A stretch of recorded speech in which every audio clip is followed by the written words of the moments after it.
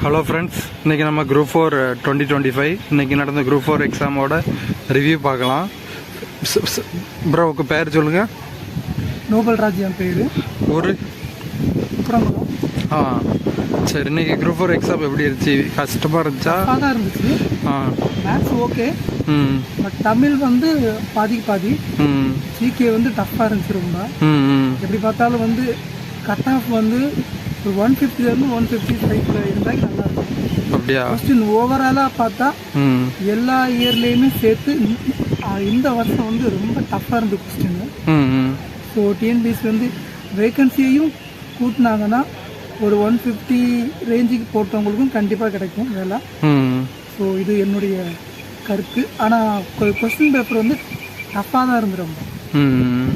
இப்போ மராத்தியர்கள், முகலாயர்கள், சிந்து சமவெளி அதெல்லாம் அதிகமான கொஸ்டின்ஸ் கேட்ட மாதிரி இல்லையே?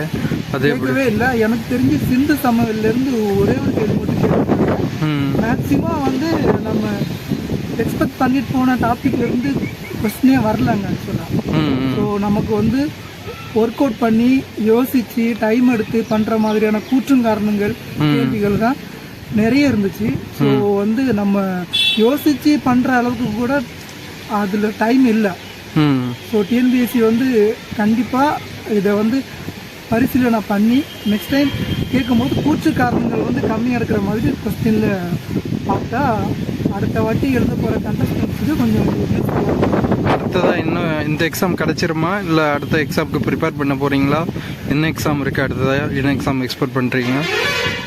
அடுத்து வந்து குரூப் 2, குரூப் 1 அந்த மாதிரியான எக்ஸாமுக்கு தான்.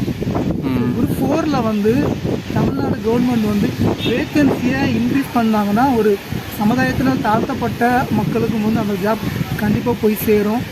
13 லட்சம் பேர் அப்ளை பண்ண இடத்துல வெறும் 3900 சம்திங் வேக்கன்சி போட்டுருக்கிற டிஎன்பிஎஸ்சினுடைய பார்வைக்கு எல்லோருமே ஷேர் பண்ணி இந்த வீடியோவை கண்டிப்பாக கொண்டு போங்க.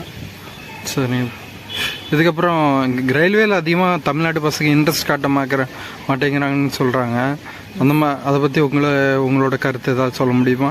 அதை பற்றின விழிப்புணர்வு இல்லை இன்னும். ரயில்வே டிபார்ட்மெண்ட்டில் தான் அதிகப்படியான வேக்கன்சி போடக்கூடிய ஒரு டிபார்ட்மெண்ட்டு. ஸோ வருங்காலத்தில் வந்து எல்லாருமே வந்து டிஎன்பிஎஸ்சி குரூப் 4 மாதிரி ரயில்வே டிபார்ட்மெண்ட்லேயும் நீங்கள் படித்து பாஸ் பண்ணி வேலைக்கு போகிறதுக்கான எக்ஸாமை அட்டன் பண்ணுங்கள். நிறைய வேக்கன்சி இருக்குது அதில். டிஎன்பிஎஸ்சி குரூப் 4 மட்டுமே நம்ம நம்பிட்டு இருக்காதீங்க நீங்கள். சரி ப்ரோ, தேங்க்ஸ் ப்ரோ, தேங்க்யூ. நீங்கள் கட் ஆஃப் எவ்வளோ எக்ஸ்பெக்ட் பண்ணுறீங்க? கட் ஆஃப் வந்து இந்த டஃப்புக்கு வேக்கன்சியை வச்சியும் நம்பர் ஆஃப் கேண்டிடேட்ஸ் வச்சியும் வந்து ஒரு 155 160 இருந்தால் நல்லாயிருக்கும். சரிங்க, தேங்க்யூ.